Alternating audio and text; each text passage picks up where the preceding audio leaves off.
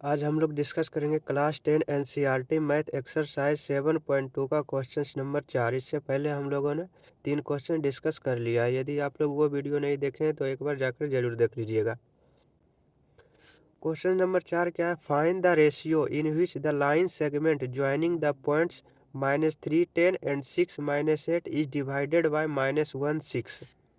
Find the ratio in which the line segment joining the points -3, 10 and 6, -8 is divided by -1, 6।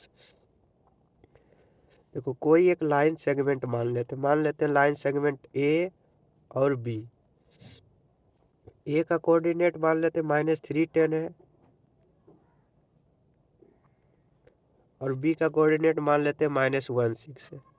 6 और -8, 6 और -8।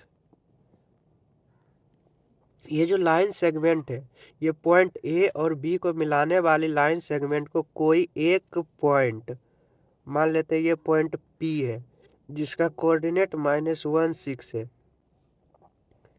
इसको ये point P A B को किस ratio में डिवाइड करता है वो रेशियो हमको निकालना है। तो हम लोग इंट्रोडक्शन में पढ़ चुके हैं, जब भी कोई रेशियो पूछे तो हम लोग एम ए रेशियो एन ना लेके के रेशियो 1 ले लेते हैं।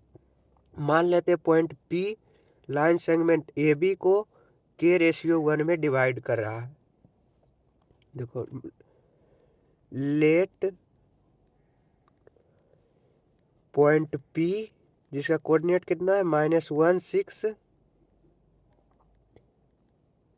डिवाइड्स लाइन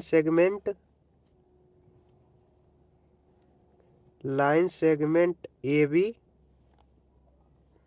इन के रेशियो 1, के रेशियो 1। तो हम लोग फॉर्मूला क्या पढ़े थे? Section formula.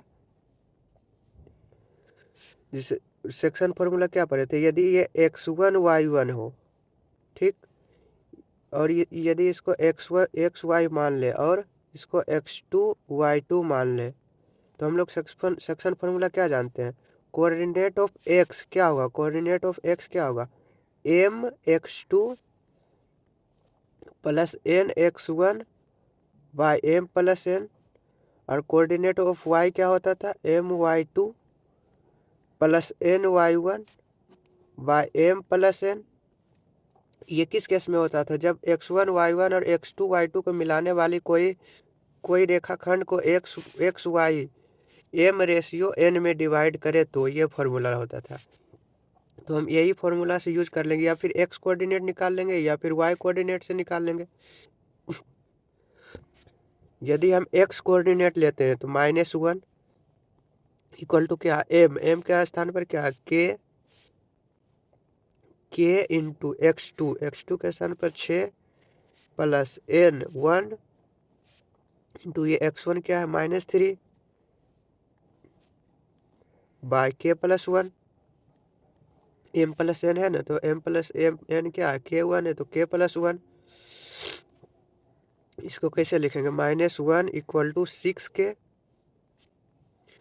Plus -3 by k plus 1। तो माइनस से यदि गुना करेंगे, देखो क्रॉस मल्टीप्लिकेशन कर रहे हैं, तो -1 इंटू के प्लस 1 इक्वल टू 6k -3 ये इंटू 1 क्या हो जाएगा? माइनस से गुना करेंगे तो साइन चेंज होगा, तो -k -1 हो जाएगा इक्वल टू 6k -3। के को एक साइड ले लो, -k 6k है तो ये साइड आएगा तो -6k इक्वल टू -3 -1 है ये साइड आएगा तो +1 हो जाएगा। तो -k -6k -7k equal to -2।